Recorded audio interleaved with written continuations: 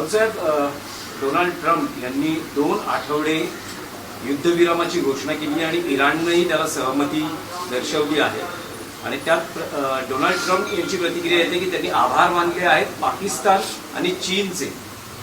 तर त्यावर तुमची काय प्रतिक्रिया? संपूर्ण जगाचा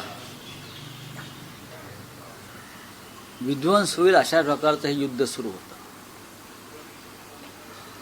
हजारो लोक मारले गेले.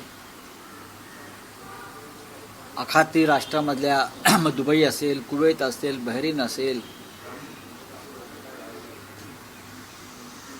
इस्रायल असेल, अशा अनेक ठिकाणी शेकडो लोक मारले गेले. पण इराणसारखा देश हा इस्रायल आणि अमेरिकेसारख्या महाशक्तींना शरण गेला नाही.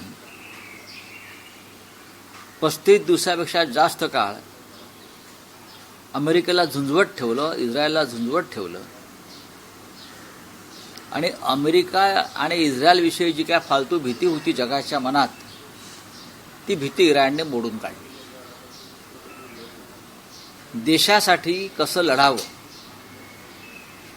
राज्यकर्त्यांनी कसं बलिदान करावं, आपल्या देशासाठी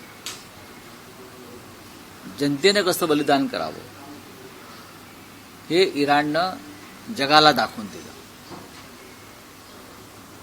तरीही इराणचं नुकसान झालं, इस्रायलचं त्याहून जास्त नुकसान झालं आणि अमेरिकेसारख्या म्हणजे ट्रम्पसारख्या एका झुंड राष्ट्रप्रमुखाला धडा शिकवला. पण शेवटी